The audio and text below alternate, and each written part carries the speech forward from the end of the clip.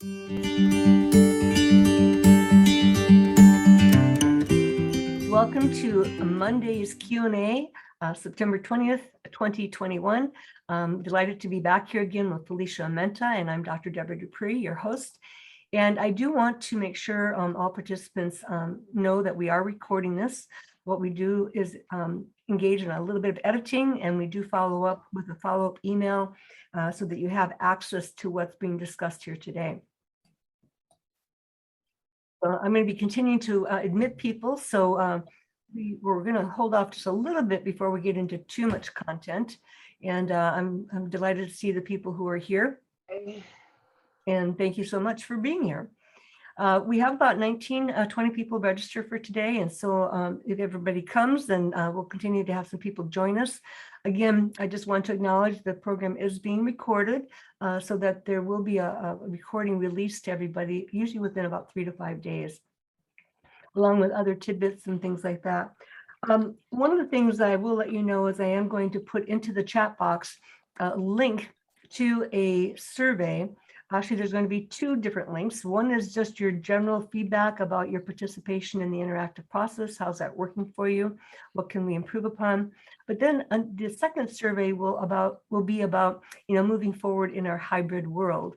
School districts are operating a little bit differently just by the nature of your business as far as people being back on site.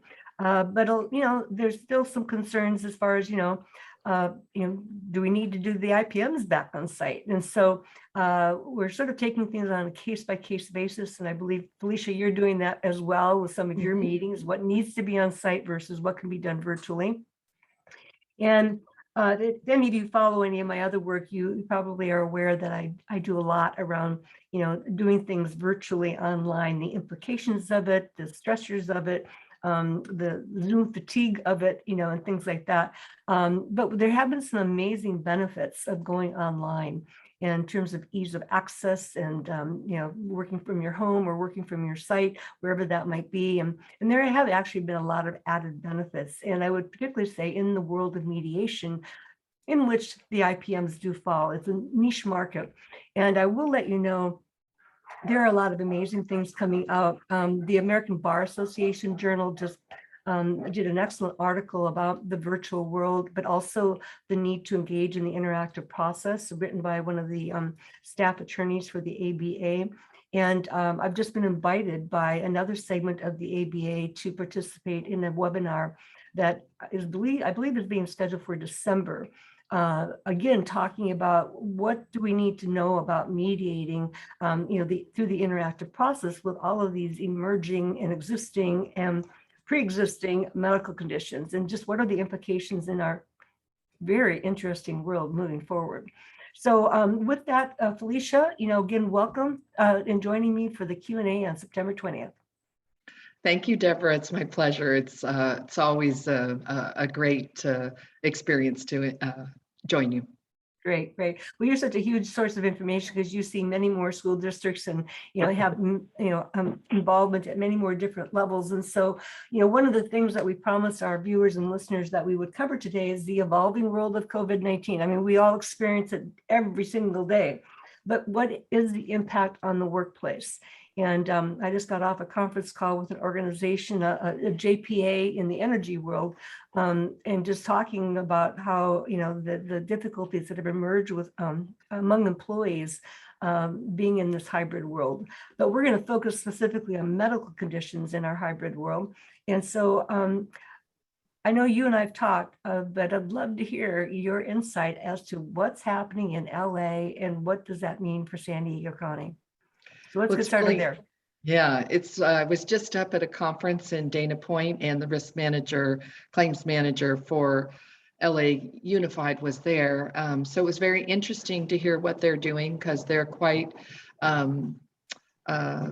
they're doing things differently, I will say, than we are in San Diego County. And that has a lot to do with a lot of their rulings come from their infection among children being up like 240% since July. So obviously they're trying to keep their workplaces safe. And so that's sort of what's guiding all of these measures that they put in place. As you know, on September 9th, They put in a mandatory vaccination for all students 12 and up for in-person learning and extracurricular activities. That means their first dose for extracurricular activities, they have to be fully vaccinated by October 31st. And then for in-person education, the first dose has to be by November 3rd and the second dose by December 19th. So pretty aggressive schedule. They're not the only ones. Culver City is a smaller school district that also did a mandate for vaccination for students 12 and up, but LA Unified is leading. Some smaller school districts are discussing similar vaccine mandate requirements, but most school districts across the country do not currently require COVID-19 vaccination for students, although experts expect that this will change, especially now that the FDA is expected to issue a decision soon for children under age 12. And it's very interesting what's happening in the community college space. And you know, I was just reading up on LA Unified, what they're doing on the mandatory vaccine for staff, which in San Diego at the county office where I work, we've already uploaded all of our vaccination cards for the employees that are vaccinated. We're using our HR system, PeopleSoft. A lot of our 66 different member districts are using different Google Docs and HR software that they have, but they're uploading all the vaccination because LA Unified is a little different.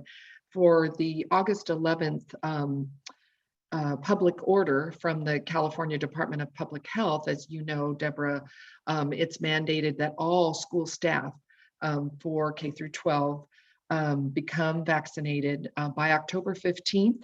In San Diego County, if you do not have proof of that vaccination, then you're going to be tested at least once a week. And we're going to do that. We're going to use the county testing facilities here, because here in San Diego, it's a lovely thing that our county is offering testing for our school employees. LA Unified is testing on site because their county is not offering that. And they're also providing vaccinations on site at LA Unified. LA Unified has a stricter policy on mandatory vaccination for staff. The staff must be vaccinated by October 15th. The only exemptions, or they could face disciplinary consequences, or they could lose their job.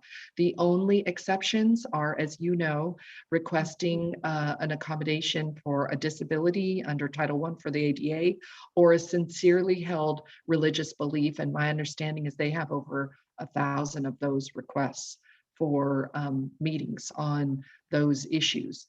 So yeah, it's a very interesting space in the different ways that the school districts are handling these issues. And then LA Unified, mask wearing is anybody on property, and vaccination is anyone on property, whether you're a volunteer parent or whether you're a third-party entity. You're not getting on their campus.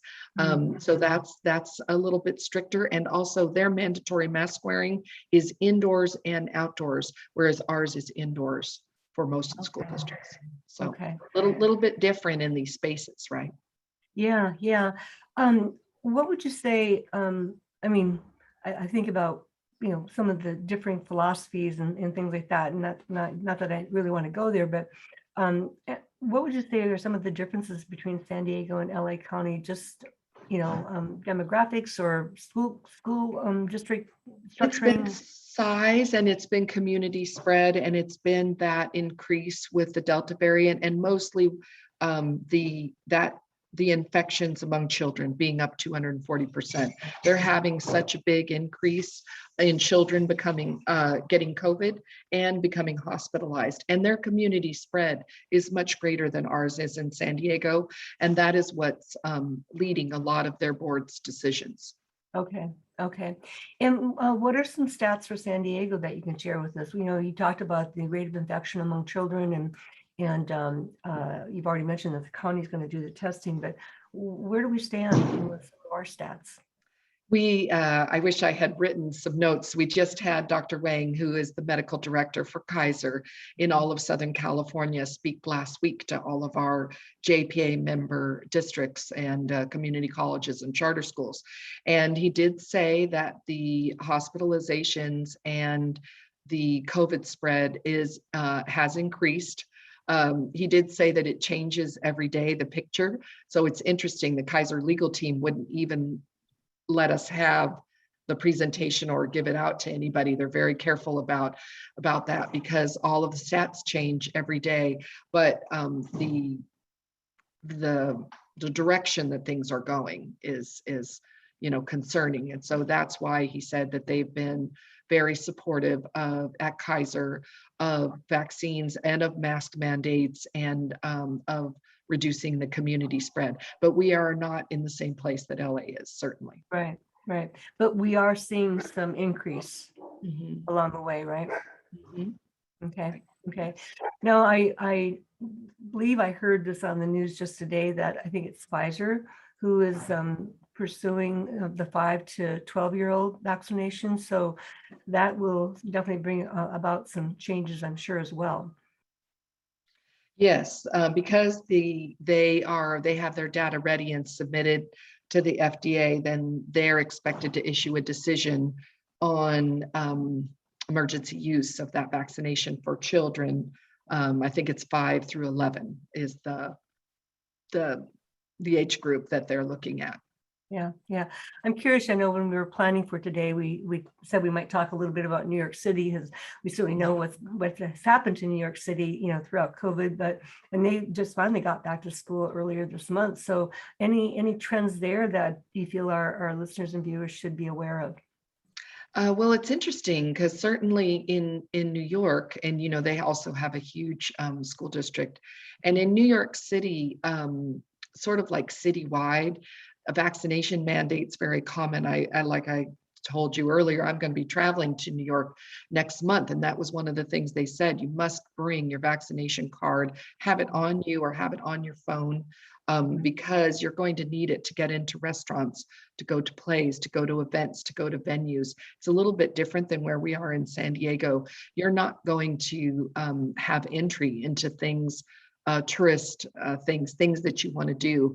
And so you're right, when they opened school, you're right, their mask mandates and their vaccination mandates were pretty strict, right? Because of what happened to them with COVID. Yeah, yeah. Well, I think it is really important to identify, we just have not had the restrictions in San Diego County on many different levels the way other surrounding counties have had. I know I'm going to a meeting in Palm Springs in mid-October, and I was told by friends, "Oh, make sure you take your car because they're not going to let you in." And so that's the same way as like in New York City. And from what I understand, their school districts are operating very differently in Riverside County as well. Right. Depends on where you go. As I said, I just went to a work comp conference up in Dana Point last week, and the risk manager at the Marriott, that's one of the comments that she made, that she was shocked. Masks were not mandated inside the conference. So she and I had them on, but a lot of people weren't wearing a mask. And the education sessions were inside. A lot of the other events were outside eating and drinking, but masks weren't mandated at the conference. Yeah. Well, I think you and I discussed, we were actually in Dana Point at conferences back to back. And so I followed yours, and our event was handled very differently. Everything was indoors, and there was mixed mask wearing, shall we say. And yeah, and that was a lot of medical professionals. So it was very interesting for sure. Yeah, yeah. Well, that sort of raises the next question. There are a lot of vaccination mandates, and so what does the future hold for vaccinations, testing? And again, what are others doing, and what are the trends in San Diego? Because we know our school districts function very differently from district to district, and so I think this can serve as a forum too for sharing ideas about what others are doing. We've been seeing an increase in requests for IPMs on the non-industrial side, and I'm sure you have as well. With everything from I can't wear a mask all day right? And there's disability exemption requests for that. Not so much the religious beliefs, right? That's not really an issue when it comes to the mask. A lot of our districts, the larger ones, not the smaller ones, the larger ones have an easier time because they have a virtual academy, right? For the students and the parents that want to keep their kids at home. And that's a place where you can really accommodate those individuals that can't wear a mask on campus all day long because of things like asthma or maybe a dermatological condition that's happening, or it limits their breathing, right, with some kind of lung problem. So that's where we've been seeing a lot of disabilities, and I'm sure you've been seeing it too. And I did speak with a district this morning that's fairly large in our program, and I have been seeing also a rise in psych stress claims. So when I say due to COVID, I don't mean necessarily due to COVID. The psych stress claim is not because the employee has COVID. The psych stress claim is just coming back to work in our COVID world, right? Wearing the mask, having the kids wear masks, also being afraid of everything from touching things at school to being around all the people at school. And it's funny because some of the districts that I talk to aren't connecting what is a psych stress claim work comp related to COVID. And I said, it's three things, right? Work's making me sick. I don't feel good. It could be anything about work, returning to work. I need to go to a doctor, need to seek medical treatment for it, or I need to take some time off, or I need an accommodation. I need to work in a different way, different schedule, or a different place. That can be a psych stress claim. To me, that's give you a claim form that you might have a work-related condition. And the same thing for the mask mandates. When we get into discussions about disabilities due to masks, they say, oh no, it's due to asthma, right? There's an underlying health condition, but it can cross over, right? Because if wearing the mask is aggravating the underlying condition, then we could bring that into a work comp claim. So I also want you to be I always tell the districts, when in doubt, err on the side of being more cautious. Give the claim form out. We don't want to obviously make more claims than we really should have. But if someone is presenting to you and saying that mask wearing is making me sick and I need to go to a doctor, that's a claim form. The stress of coming back to work with COVID is making me sick. I need to go to a doctor. That's claim form. So I think sometimes we're not thinking intentionally about how COVID brings things sometimes into the work comp world.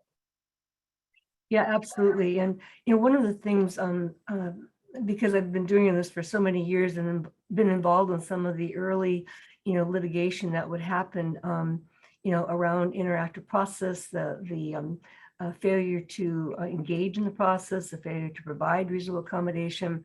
And I used to work very closely with the EEOC and Jan. That I know not everybody agrees with this model, but this comes out of over 25 years of doing this. But it's always better to be proactive than reactive, and so proact, not react, and to get the claim form, because there are, particularly on psych stress claims, it still goes through that whole evaluation process. There's a 90-day delay.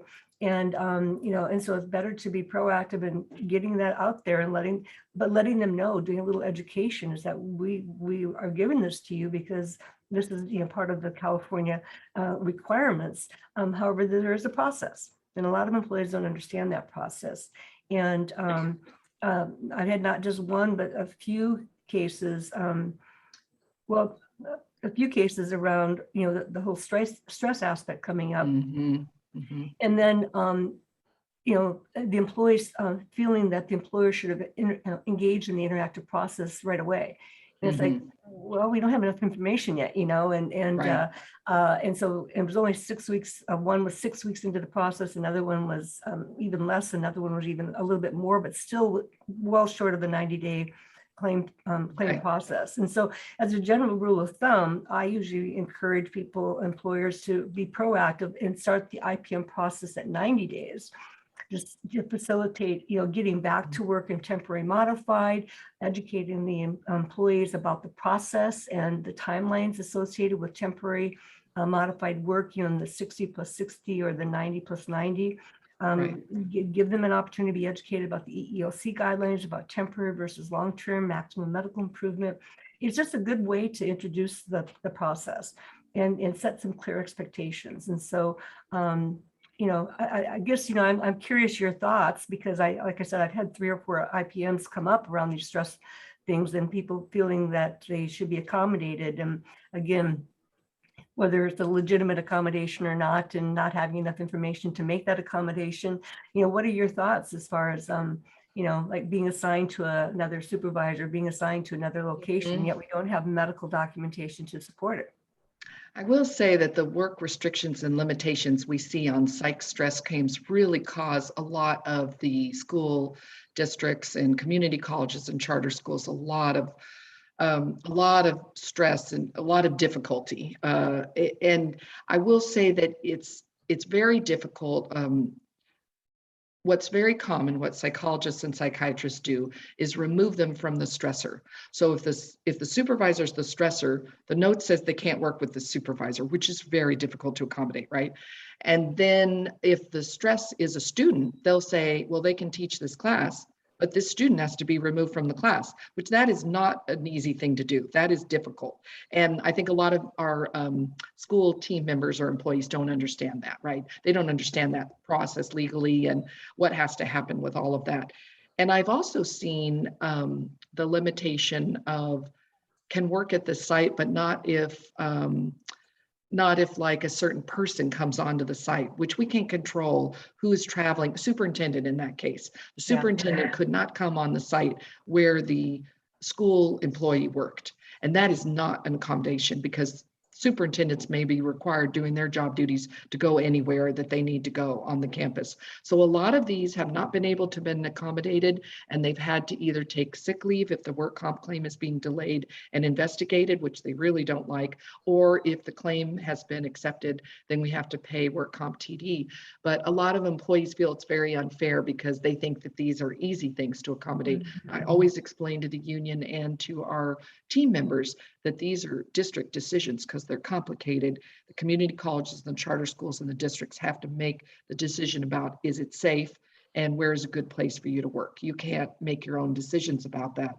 Another thing that I've seen a lot of requests around that are kind of interesting is workload transfer and workload increases due to COVID and contact tracing for COVID, because a lot of that, I would say the majority of our districts, some of them have contracted it out with Maxim, but not very many. Most of our members are doing the contact tracing within their existing staff, or they've added some staff members to help existing staff do this work, but it's added stress, right? And so that's where we're seeing some stress and psych situations go on there, because the time frames are so short during that COVID contact tracing that they feel overwhelmed with their workload. So I think we have to be very sensitive to that when we're looking at accommodation. Yeah, well, you raised some points that have definitely come up in our IPMs of late and even earlier. I always like to go back to when you're talking about some of the types of accommodations that psychologists or psychiatrists request. And first and foremost, well, thank you very much, doctor. But your role is to identify the symptoms of the medical condition that need attention, not to identify the accommodation. And so I try to be very quick when I'm facilitating IPM to make that point known to the employee that, that's great, but we need to understand what are the factors that are, that are driving this doctor's recommendation. And just because the doctor says it doesn't mean we do it. That's where we have the interactive process to evaluate that. And so, and many times employees get it and they'll work with us, and then they're sometimes not. And so just understanding that it's not the doctor's role to identify the accommodation to be made.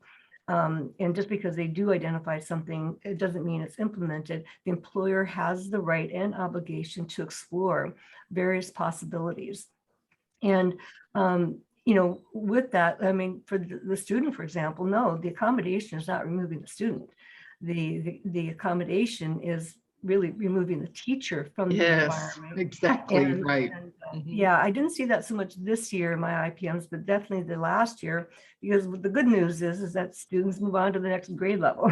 And so, Right, yes, they are depending going to upon- move up, right. yeah. And so depending upon the time of the year, unfortunately, several that I had like that came up towards the end of the year. So a leave of absence was a very appropriate type of a temporary accommodation. And so that would be important. I guess the other thing, like when someone says, must move to a new site or to a new supervisor, again, you have to take a look at the undue hardship part of it for the employer. Right. And that, that just doesn't work, and there's got to be an opening. And so one thing to consider is either putting the person on a temporary leave of absence while the issue is being sorted through, so you're not continuing to expose the person to the so-called risk, or to temporarily put somebody in an alternative assignment, and not even the same job, but just to remove the person from the risk factor until it can be further evaluated. And that's definitely where the employee is obligated to provide substantiating medical documentation from an appropriate type of a medical provider. And so that's another thing to emphasize. It's got to be from the right kind of provider who can address what are the symptoms that we have to work with. And I always like to say, particularly when there's a request for a change in supervisor, if we don't know what the triggers are with the existing one, we could inadvertently, unknowingly put you in a new environment where you're going to a worse situation. Kind of problem. Go ahead. Yeah, I have had a lot of discussions with Dr. Ray and Dr. LaPalooza, who you and I both work with closely, and they do fit for duties for our members on non-industrial issues, but they also are on our MPN and treat a lot of our psych, not only our certificated staff, but also our classified staff. And they think they're being helpful with these restrictions. And they always explain to me, while we're working on their treatment, we want them to try to be doing something so that they have a schedule. They get up, they get dressed, they go to work, they have a work day. But while we're working on the real reaction to a student, a coworker, or a supervisor, we want to remove them from that stressor temporarily while we work on that in treatment, but we would still like them to have a schedule. So you're right. They said we don't dictate where they go to, but sometimes that can be difficult, right? For an employer to try to figure out where that would be, a different grade level, a different class. We're not going to take the student out. We're not going to get rid of their supervisor, right? We're going to move them if we can. So they never assume that we can always do it. They just offer it as an alternative. But you're right, our members get very upset by these restrictions. I always get phone calls saying, how am I supposed to accommodate this? And why in the world did they put this on a note? But with like they explained to me, restrictions for psych disabilities or stress claims are not like medical restrictions, right? They're not restrictions from job duties. They're restrictions from people, usually. Usually they're people. Sometimes they're a place. It also can be a place that triggers something in them, but usually it's people. And that is far more difficult to accommodate, right? Absolutely. And so from an accommodation standpoint, well, before I go there, I just did a little piece last week on LinkedIn where recent research shows that 49% of all workplace conflicts are a result of personality differences. Right. And I like to call them communication style differences. So nearly half. And then about 33% are stress related. And then 34% are workload related. So that goes back to that one factor you're talking about. So a couple of things is that, from an accommodation standpoint, the idea is always to restore the employee to full functioning. And so again, if doctors would say these are temporary limitations for the next 60 days or 90 days while we, again, restore the employee to better functioning, then that's a little bit more doable if we know how long is this going to be. And so, and then two is that if somebody is having difficulty, like this has come up in several situations. In a case I just consulted with on this morning is doing mediation, a different kind of mediation between the two employees in conflict, so that the working relationship can be restored and repaired and business get back to doing business as usual. Right. And so particularly around stress things, it's always about what's the business problem created by the situation, and how do we need to look at it differently. And and again, what will help the employee, navigate through this and to give them the opportunity to get treatment for it. But again, it's got to be time limited. It still goes back to the temporary accommodation periods of time that already exist, the 60 and 90, whatever your school district has in place. And not in all cases, but in a lot of cases, the work comp stress, whether it be added to a medical injury that's not recovering very well, or whether it's just a straight stress claim due to either workload or having difficulties at work due to a person you're working with, almost always they started out as an HR problem that did not get addressed right away. So that's why I always tell our members, ease is no cost, it's free, hand those out like candy when you're having situations on stress. And we really have to train our supervisors and our managers better to understand, when do we give people a claim form? When do we offer them the opportunity to, if they want to file a claim and seek treatment in the work comp space for added workload? Or I think a lot of the discussions that are had between principals and department managers and supervisors, they're not really understanding when it crosses the line from I'm having a personnel issue to I have an injury, a psych injury, I'm having a real problem. That's a fine line. That's a gray area. But I think a lot of our principals and managers miss it, right? And it makes sense. Comp is complicated. We all on this Zoom call can understand that it's a complicated situation. But certainly we treat people that have psych stress, even that have physical injuries, right? Because you can add psych stress to that kind of a comp claim. And then we also in California, not all states do, but we have what we call straight psych stress claims. And I have to say, I have been seeing a rise in those across the county since we opened in the fall. And I don't think that's an accident, right? That's because of the complexity of trying to open and keep our staff and our students safe. And that's added extra responsibilities and duties onto people that were already busy. So I do think we really have to look at staffing, and do we need to add to staff? Or can this person really do all these duties? This is an HR thing that might turn into a psych claim, because work comp claims are expensive. So we want to try to resolve the situation when it's a personnel HR thing before it comes into the work comp world. Yeah. And I just want to clarify, because you cut out just a brief moment there, Felicia, but I wanted to confirm that you said you have seen a rise in psych claims, right? Okay. Yes, since almost all of our members opened in the fall for in-person instruction 5 days a week. And obviously we are seeing both staff get COVID and children get COVID. So contact tracing has been, a job of multiple people or a few people. Sometimes it's landing in risk management. Most districts and most community colleges and charters, it's landing in HR. That's where we're seeing it, because the collection of that, confidential information kind of lives there. And I have talked with a lot of our members, because there's so much to remember about what's going on, about all the new laws. I said to someone the other day, well, you remember you got to enter your positive COVID, not for students, but for staff, into the Athens portal. And they just got this horrible look on the Zoom meeting. And then I realized, she said, I didn't know I was supposed to be doing that. I did not get that memo. And so she said, do I have to go back to when we started?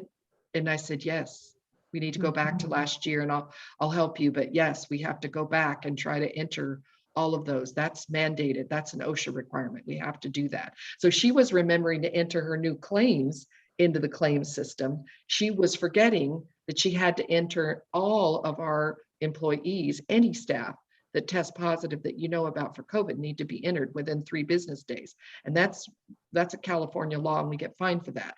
So, but I could tell from her face that she just panicked for a minute. I said, don't worry about it. We can go back. We can catch it up. Yeah.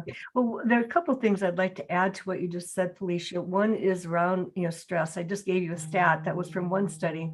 But generally, stress has always been around. It just has been heightened in so many levels. So 30% is rather standard. And but we have slowly seen over the last year and a half the statistics around anxiety and depression creeping up. And now I'm seeing reports anywhere from like 55%. I even saw one last week that said as much as 83%. It's risen, you know, because of so much uncertainty, unknown, unpredictability, the fear factors, and you know, and so it's real. It's real. And so one of the things I know for you know, a lot of organizations, you know, another kind of government entity I worked with this morning is that, you know, they're not back on site. A lot of organizations had expected to be back on site after Labor Day this year, but a lot of, you know, private sector and other governmental agencies are deferring that into 2022 to see what really transpires. And so with that, you know, if I, you know, can draw from some other models or trends in thinking and managing things, you know, we can normally handle things when we know they're sort of temporary or short-lived. Now that could be anywhere from 30 to 90 days, but, you know, in the bigger picture of things, you know, sort of a 3-year cycle. And, you know, we sort of see things. And so recognizing that maybe hiring more staff, so maybe hiring temporary assignments, you know, to get through this surge, you know, I think we can all expect that COVID should be better managed, you know, within by 2022. But, you know, again, it's usually a 3-year cycle that happens. And so while there might be, you know, increases in expenditures now, you know, you should start seeing those investments now level off into other operations. And we all know how fast we pivoted this last year and a half, and how many new great things actually emerged from, you know, but not without a cost, you know, in terms of adjusting to change, and as well as just the financial expenditure. I know I see one of our participants on who we had a conversation with last week about, you know, now that people are coming back to work on site, you know, and we all sat too much this last year and a half on Zoom, right? But the request for sit to stand stations. Oh my goodness, it's crazy. Yeah. I see Justin at the community college. You're right. You could, you know, a lot of people, many of our members have an ergonomic budget, right? Yeah. They did even before COVID for requests for the ergonomic evaluations JPA can do at no cost, and the reports with their recommendations. And they try to be, our loss control reps are great, and they try to be, they're certified ergonomists. They try to be very conservative. They're not going to request, you know, they know that we have budget concerns. But there has been a real increase in requests for equipment. And if I can use Justin at Maricosta, they are still, yes, they are still doing quite a bit of virtual, right? Because they already had a lot of online instruction. And so they're continuing with that. And they have a lot of employees and their students and their staff that are still doing school, you know, virtually.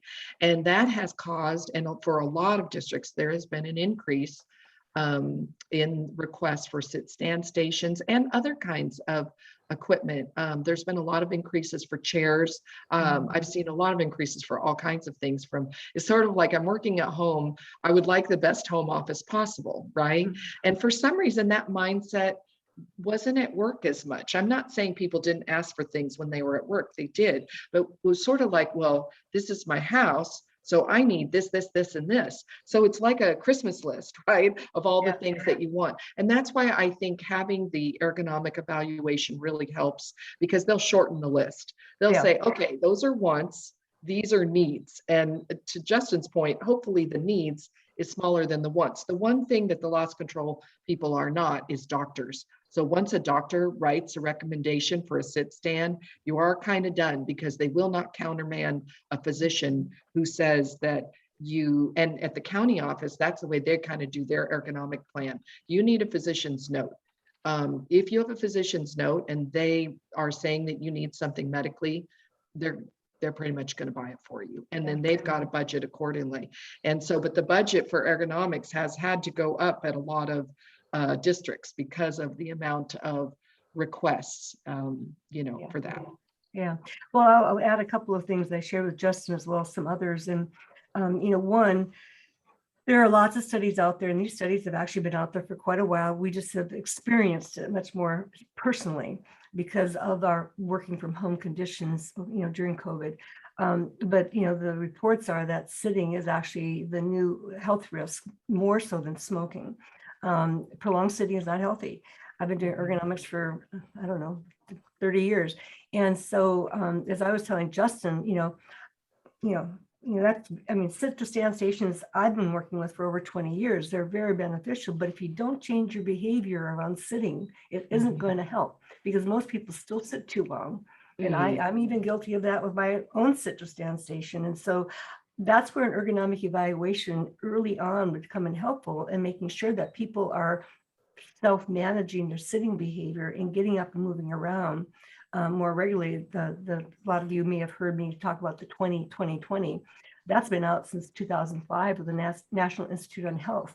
You shouldn't sit more than 20, maybe 30 minutes without standing up briefly, 20 seconds. Make sure you get your eyes off the screen, looking away up to 20 feet, so that you're getting your body back in motion, even just by the act of standing up. But if you don't do that and you sit for 2 hours, I'm sorry, sit to stand workstation is not going to help you. It isn't going to help. So it's a lot of education, just like the IPMs are. So, and so I worked with a pretty big organization a few years ago, and they were going through a major ergonomic overhaul. And so we had to prioritize then those who actually had documented medical conditions, got first priority. And then we looked at it from a department perspective as far as, where were there instances of more prolonged sitting involved, and then went to them, and so we prioritized so we could build out a budget over, a 3 to 5 year period of time, because obviously equipping everybody, meeting this demand, the surge for sit to stand stations could break the bank, and so, right. It's developing some kind of prioritization of how you're going to handle these requests, because the knowledge about sitting as a new health hazard, more so than smoking, has been out there now. It's pretty widely publicized. I even saw it in a movie. It was said in a movie I was watching over the weekend. So it's like, a lot of people are well aware of the effects of prolonged sitting and the helpfulness of a sit to stand. And so it's just wider general knowledge now that didn't used to exist. And so much has been written about working from home and too much sitting and Zoom fatigue. And so I think that's where we're seeing a lot more of that too. And I think the budget concern is a real thing, right? Because of everything that we have to pay for with PPE and masks and sanitization and the HVAC and everything that we're doing at the districts to maintain in-person instruction for those that are open and doing that. It has been, that's a cost, right? There's a real cost to that. And so with ergonomics, I have seen, because I work with, 66 different entities, and some are small charters and small districts, some are big districts, and some are community colleges. But it's very interesting. They all approach this ergonomic situation differently, right? So at our office, at the county office, you need a note. So if you come in and say, I want a new chair, I want a new sit-stand workstation, I want whatever, they say to you, go to your doctor, discuss it with him, we need a note. So without a note, that's what they need. That's what they'll look at for buying new equipment, and that's their budget, right? No, medical notes for needs, for medical needs, for things. But other districts, if someone comes in and says, I need whatever it is, a sit-stand station, I need, an ergonomic keyboard, I need a new fancy chair, this is the kind of chair, here's a picture that I want, it costs $600. That district, their policy is they say, we're going to loss control. We have a policy. We have loss controls that are certified ergonomists. They're wonderful. They're going to meet with you either in person and on Zoom, and we're going to go over this request, and then we'll go by, because they're certified ergonomists, their recommendations for what we should buy, and then we'll let you know what their recommendations are, and we'll base our decisions on that. They don't guarantee ahead of time what they're going to do. They said, then we'll look at that because of your prioritization. And then there are others that any notes that they get requesting anything, they just say, okay, and they buy the stuff and give them the stuff. So I see it from a very wide range of things. And I think it depends a lot on your cost and your budget and your priorities. And you do have to have a policy so that you are handling these things. You don't want to just handle each of them differently when they come up, because you'll be overwhelmed, right? Yeah. So yeah, it is important to get some systems and strategic approaches identified, so that you've got a framework to operate with and follow it, because that's what will be defensible should anything ever go into litigation, that you are being consistent and compliant with your own policies. And so there are a couple of things I wanted to bring up, Felicia, before we actually close. We talked about the hybrid work world, but I know you and I've talked too about, how we're managing meetings differently. And certainly because I was already doing online work, I was able to shift our IPMs very quickly into the virtual world, so that employees' needs were still being met. And I think, you've done the same. You meet a lot of your school districts virtually now rather than going in person. And so what are your thoughts as far as, the ongoing hybrid world of doing these your meetings, my meetings, things like that? So I've had some districts ask for me to come on site for some IPMs and for some meetings with what we call in-proper team members or employees that are having difficulty navigating the work comp system or are not signing their settlement paperwork for a variety of reasons. Sometimes there's a language barrier, so I'll come on, meet in person, and sometimes the school will ask me if I will come and meet with the employee in person with mass to help with their understanding that Zoom, they're not very the technology of Zoom is going to be difficult for them. And sometimes and I've gone to board meetings this way too, sometimes virtually, where I'll Zoom in, but the rest of them are all there. So I'm pretty flexible now. I'm fully vaccinated and just wear a mask. And so I am going back on site for some things. So I always let the district or the school kind of dictate whether they would prefer it to be in person or by Zoom. So that's sort of the way I'm handling it. Yeah. Okay. And likewise, I've had it. I think from the people I've verbally talked to, the ease of getting it scheduled via Zoom is just so much easier, and not people not taking the time to travel and stuff like that. The challenge I find when there are people together on site is the need to wear a mask, and it becomes harder to hear, and it's harder to read lips. Right. And so so there's some challenges on that. So I actually have a preference that people, in the IPM all be virtual if possible, because it's just much easier and safer from a health standpoint too. I have also found, and I don't know if you've found, because the IPMs that I get invited to, the comp claim is pretty serious, and usually the disability is pretty serious or it's complicated. And so there are a lot of things that are going into play on the return to work. And I'm happy to attend if I can be of any help. The one thing that I've noticed with the IPMs is the emotional lessening, because sometimes when I'm going, the complexity, there's crying involved or yelling, very unhappy about maybe the decision that they're not going to be able to come back to work. And that's a district decision or a school decision always. That is never an employee decision or like a mediator decision. And the Zoom kind of takes that down a little bit. Yep. So I don't know if you found that to be so, but I've found that to be so. Well, Felicia, I do a lot of mediation on workplace issues outside of the IPMs too.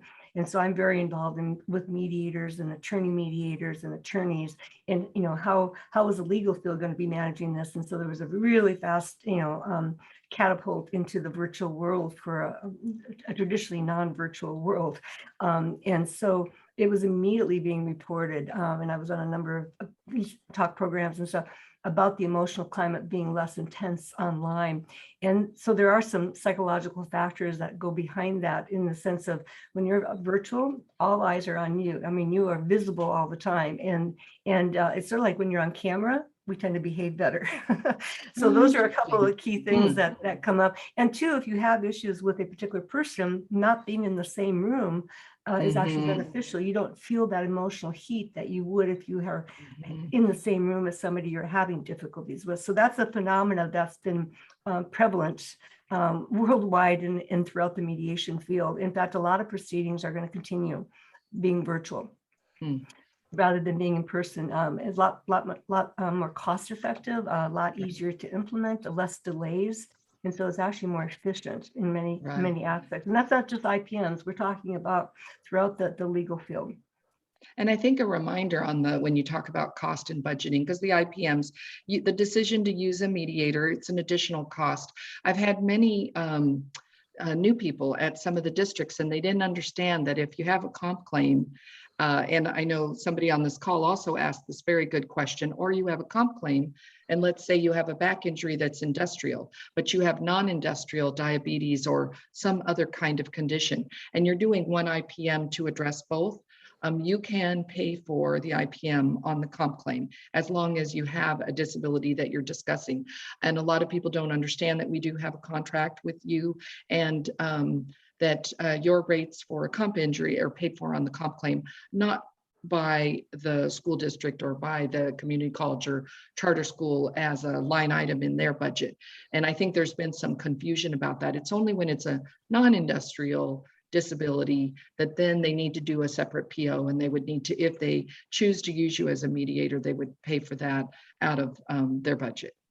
Right, right. And just to clarify, there's no need to do two separate IPMs, because under the ADA, we need to take a look at all medical conditions that affect somebody's ability to be at work, stay at work, and perform the work.